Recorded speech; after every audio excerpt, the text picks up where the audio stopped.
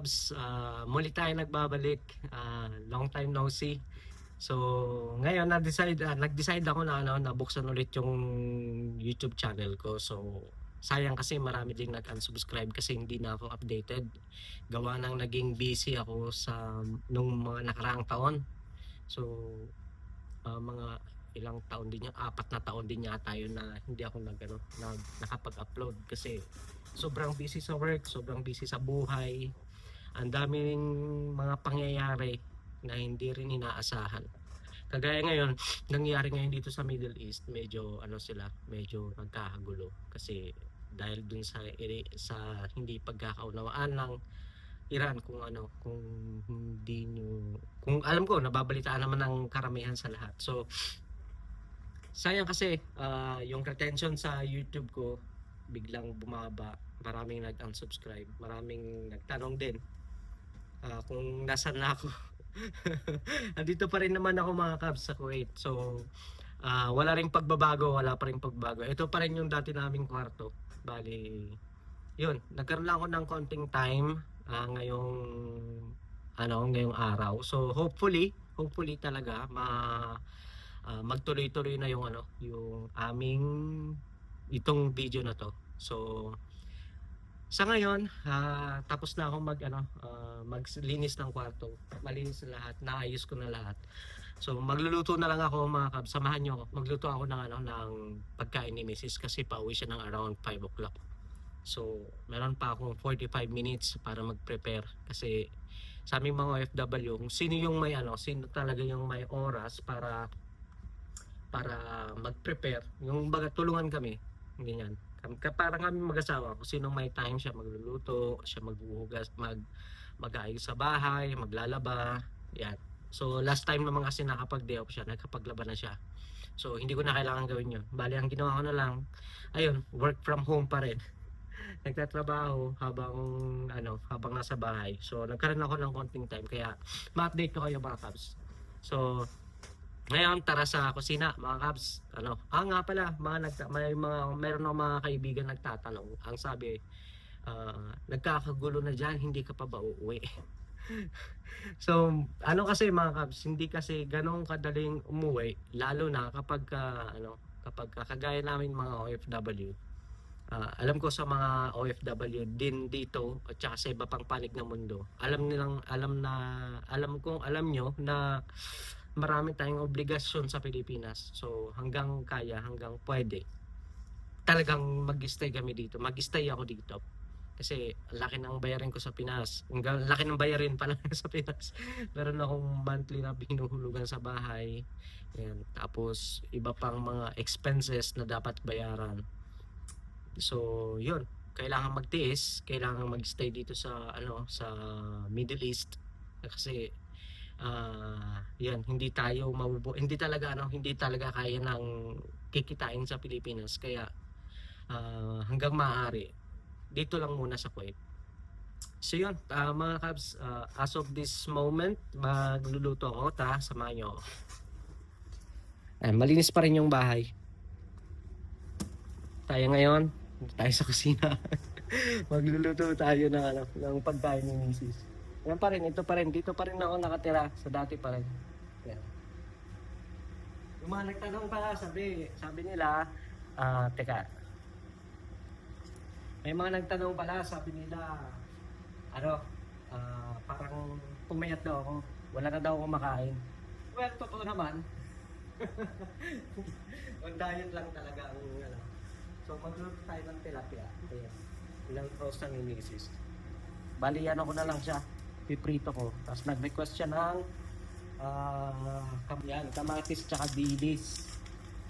Yan ko na lang. Tapos ko magprito. May oras pa naman ako para magluto mga Cubs. Kaya yan lang ngayon. Naputol yung video. Naputol yung video mga Cubs. May tumawag kasi. So, anyhow, ito na, magluluto na ako. Tsaka, ginamit ko yung headset para maging mic ko. Kasi medyo malayo. Hindi nyo ako maririnig.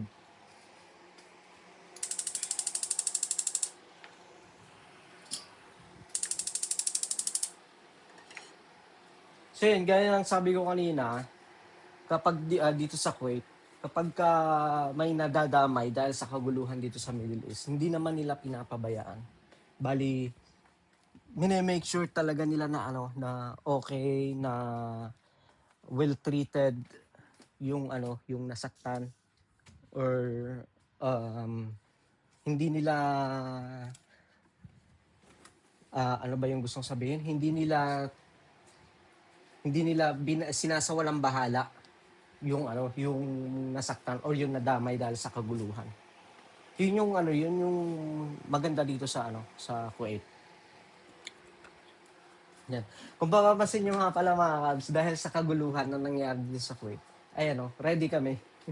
Yan, filtered water yan. Yan yung mga filtered water yung mga yan. Yan. Ito, pangluto. Kasi nung nakaraang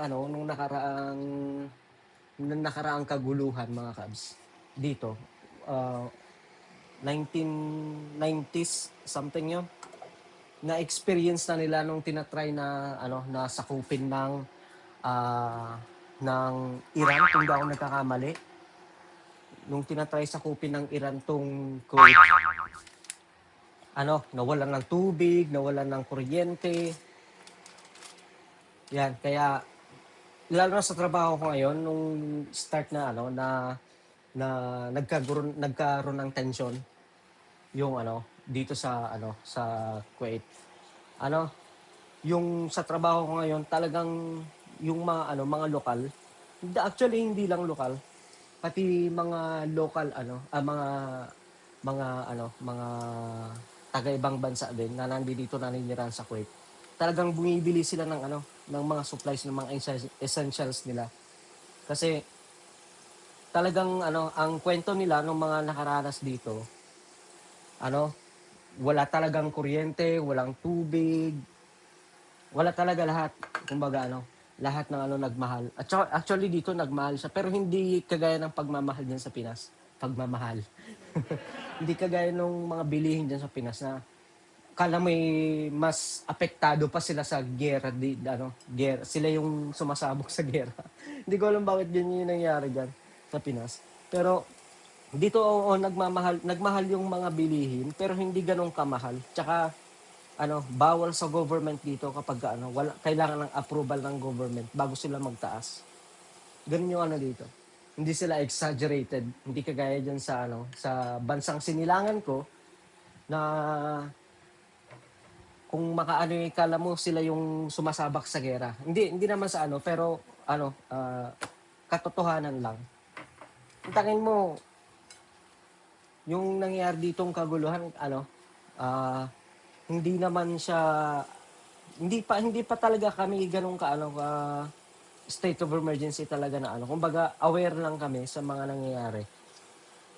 Kumbaga pinaghahanda kami na mga nakatira dito sa Kuwait kung ano yung mga possibilities na pwedeng mangyari kung sakaling lumala yung tension. Yun yung dito sa government.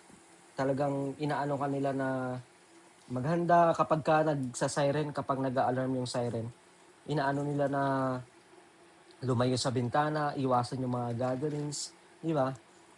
Para na rin sa kaligtasan. Siyempre, kaming mga Pilipino, kami dyan, sunod kami dyan. Kasi, siyempre, sino ba namang may gustong mapahamak? Di ba? Kumbaga, safety tayo kasi malaki yung bayarin natin sa Pinas.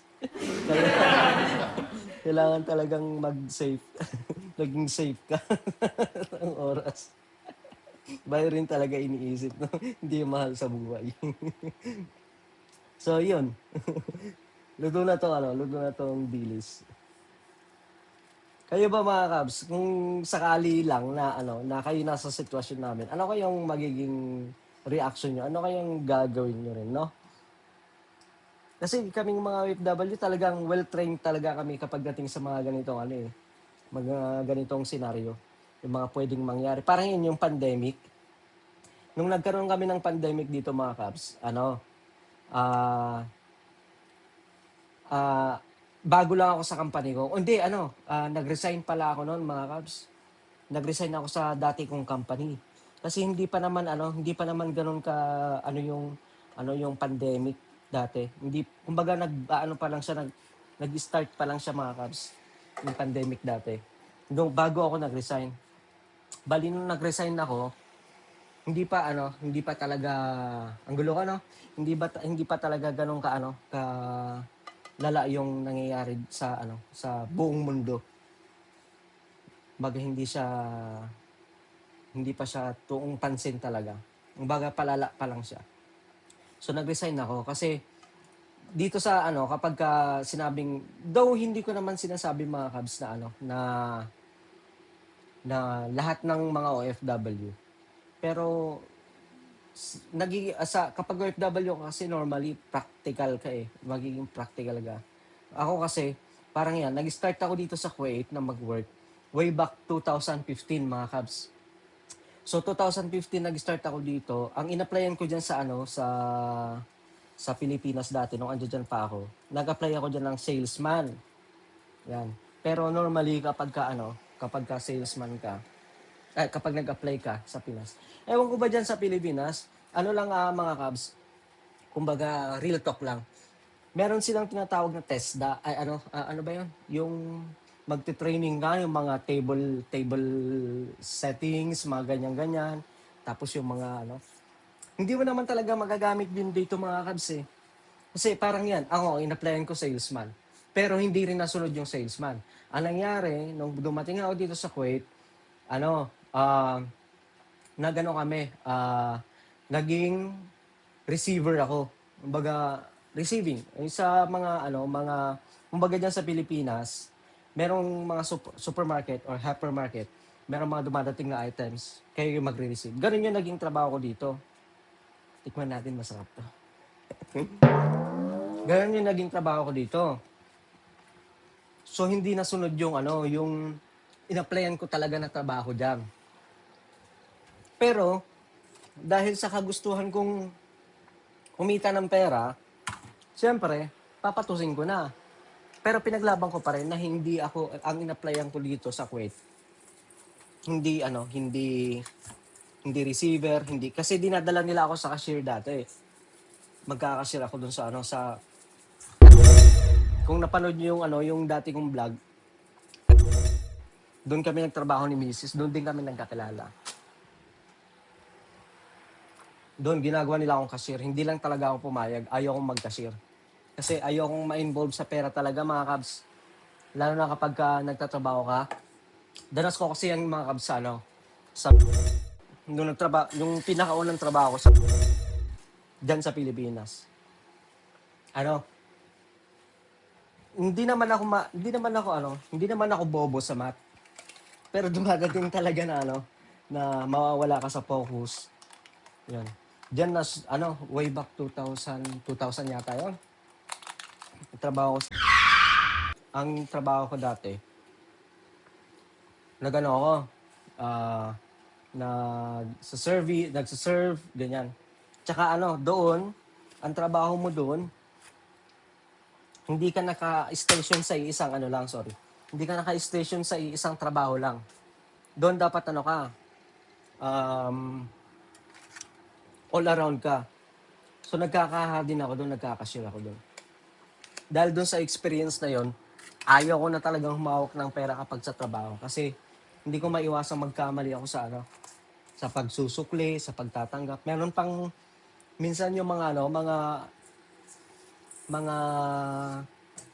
customer din, mga mga scammer din. Hindi ko naman sinasabing lahat, pero madalas sa mga customer diyan, mga hindi mabuting loob, hindi mabuting kalooban. Yung lilituhin ka, kapag nalito ka, magbibigay ka ng hindi mo napapansin, sobra na ibibigay mo. O minsan ipe-pressure ka nila, sabihin nila nagbigay sila ng 1,000, kahit 100 lang naman. Ganyan yung nangyari sa akin dyan. Kaya ayaw kong masyadong negative yung nangyari sa akin doon sa way back 2015 pa yata yon. Kaya hanggang maaari, ko na ayaw ko nang humawak ng pera pagdating sa sa trabaho. Kasi ayaw kong mangyari ulit yung nangyari sa akin diyan sa dati yung trabaho.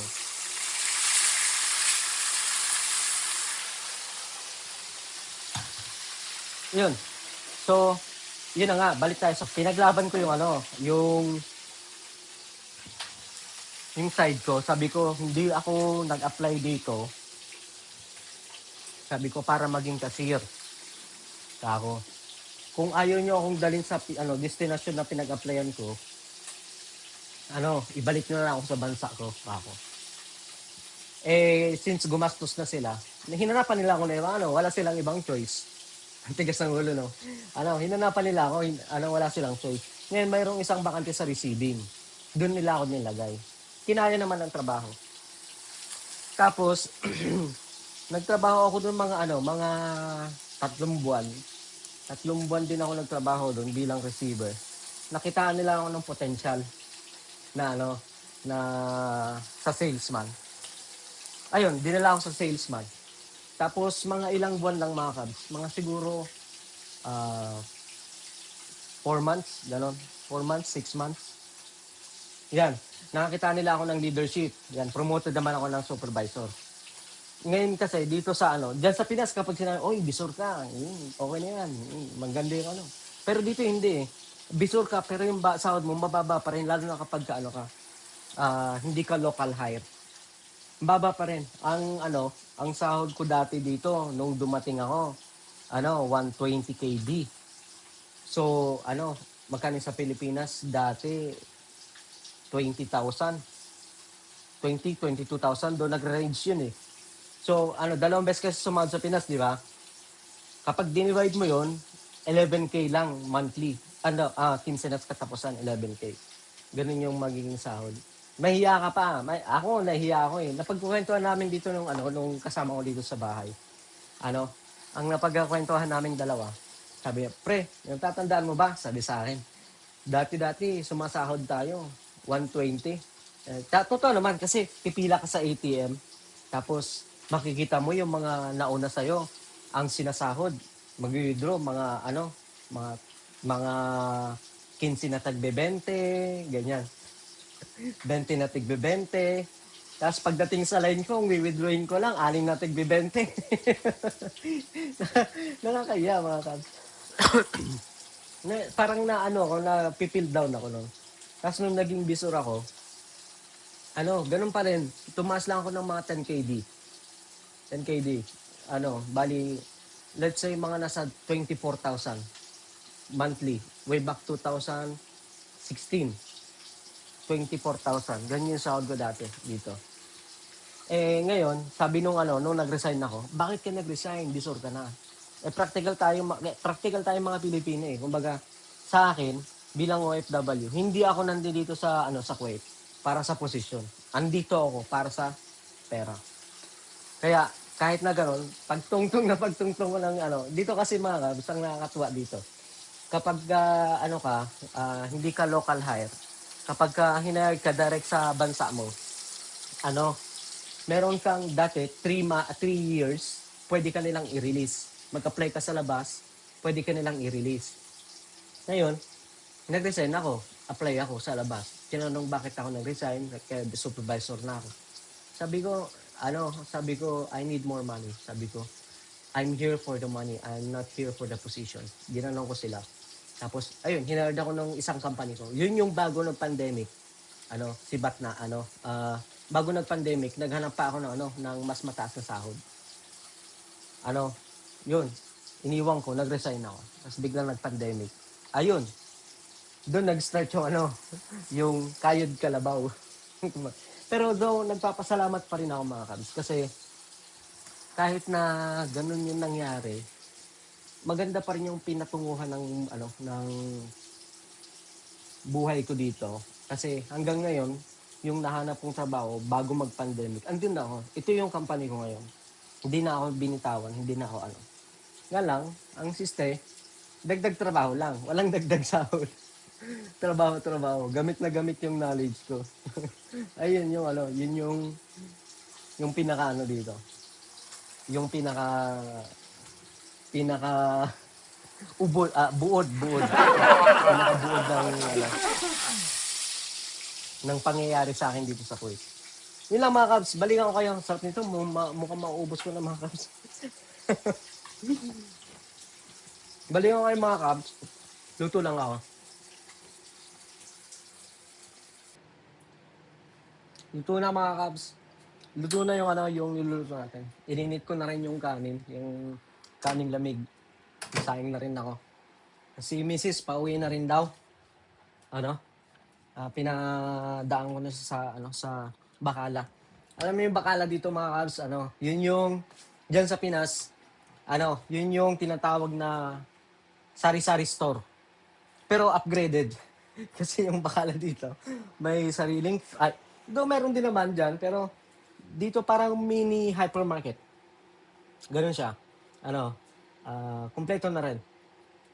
Meron na rin, pwede ka na rin magbayad ng Apple Pay, pwede ka na rin magbayad ng Knet kasi ano through bank transactions pwede. Since wala akong cash, wala rin ako ano. Siya na pinadaan ko na lang siya. Sabi ko sa kanya, bili ka na ng kamatis diyan. Luto naman na yung ano, ulam. Naantay ko na lang siya mga kabs. Tapos lalamon na kami.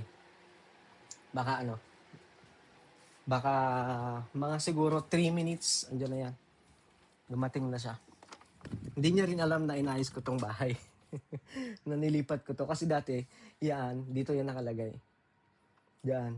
Magkatabi siya ng TV. Nilipat ko. Maya-maya lang mga kabs nandiyan na. Ayan yung labas ng bahay namin. No? Diyan siya dadaan. Maya-maya lang andito na yun mga kabs. Kulit no? Ulit-ulit. So, ayun. Actually, wala akong kasama dito sa bahay ngayon. Sarado. Sarado yan yung kasama namin ano, mag-asawa din. Tapos yung dating nakatira dito, lumipat ng bahay, ginawa naming salaset para kapag may gatherings kami. Kami lang namang 4. Diyan kami nagmi-meeting-meeting. Meeting-meetingan. Yan, so ready na mga kabs. Pagdating ni Mrs., magkwento muna tayo. So, ito pa. Diyan sa Pilipinas kasi mga kabs, nagtrabaho nga pala din ako dyan. Hindi lang ako nagtrabaho sa isang company. Maraming pinasukan dyan. Nagtrabaho din ako sa mga fast food. Kagaya ng, babanggitin ko ba? Mga sikat din na na mga fast food chain. Tapos nagtrabaho din. So yung knowledge ko, na-apply ko lahat dito yon. Yung mga working experience ko, na-apply ko lahat dito yon. Kumbaga, hindi ako pumunta dito na na aanga-anga. Bali, punta ko dito, full knowledge na rin ako. In-apply ko na lang. Ngayon, ang naging challenge ko dito, dyan kasi sa Pinas, katagalog ka talaga eh. Kasi halos lahat, Tagalog talaga dyan eh. Pero dito talagang English. Pero ang maganda dito mga kabs, matatawa ka. Kasi hindi mo kailangan maging fluent sa English. Kasi mga kasama mo dito, commonly yung mga lokal, bihira lang din sa kanila yung nakakapagsalita ng English. Ang common talaga na salita nila mga Arabic. Yan. Yung mga nakapag-aral sa US, sa ibang bansa, yan nakakapag-English yung mga yan. Mas fluent pa yan sa fluent kung mag-English. Pero yung mga talagang local talagang pure Arabic sila. Meron silang alam na na mga English, pero konti lang. Yan, ang problema, kapag mag-fluent ka sa English, kapag tuloy-tuloy ka sa pagsasalita ng English, hindi ka nila maintindihan. Normal, hindi ka nila maintindihan. Kaya dapat, barok-barokin mo. Barok-barokin mo para maintindihan ka. Ngayon, ang naging sistema kasi, dahil sa barok-barok kang magsalita ng English, dito, ngayon, ma-apply mo na sa in daily life mo. Ang nangyari, you, not you, where you go, where you from, you, one row, where you will go. Normally sa atin mga Pilipinas, hey there, how are you? Dito, hindi ganun ang salita. Dito, ang sabi, uy, how are you? Good? How are you? Good? Ganun sila dito. May mga mas mga matitindi pang English niyan. Kapag dito ka sa gitlang silangan din. Hindi ko naman sila dinidiscriminate, pero yun yung common talaga na nangyari dito. Andiyan yata si Mrs.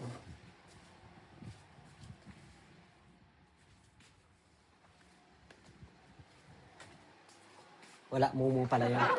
Yun yung common na nangyayari dito. Ngayon, dahil sa gano'n ka magsalita ng English, hindi mo alam, ma-apply mo na siya sa ano, sa pang-araw-arawang pamumuhay. Ngayon, kapag mag-fluent ka ngayon, hindi ka kasi talaga nila maintindihan. Talagang mag-ano ka talaga, mag-adjust ka para sa nila. Kumbaga, yung level mo, hindi ko naman sinasabing mataas yung level. Kumbaga, yung level mo, dapat nasa gitna kayo.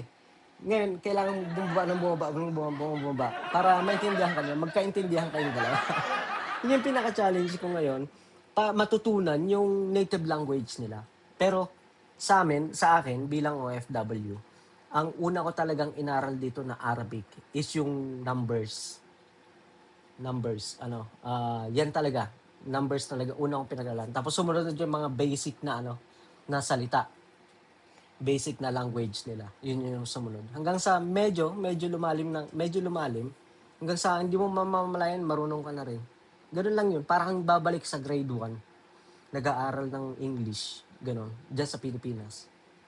So, yun mga Kabs. Maraming salamat po sa pagsubaybay sa video to ngayong araw na to. Ngayon, kung natuwa naman po kayo, please consider it to like and subscribe to my channel. And hit the notification bell na rin po para updated tayo sa mga bagong videos pa na i-upload ko in the future. So, Assalamualaikum.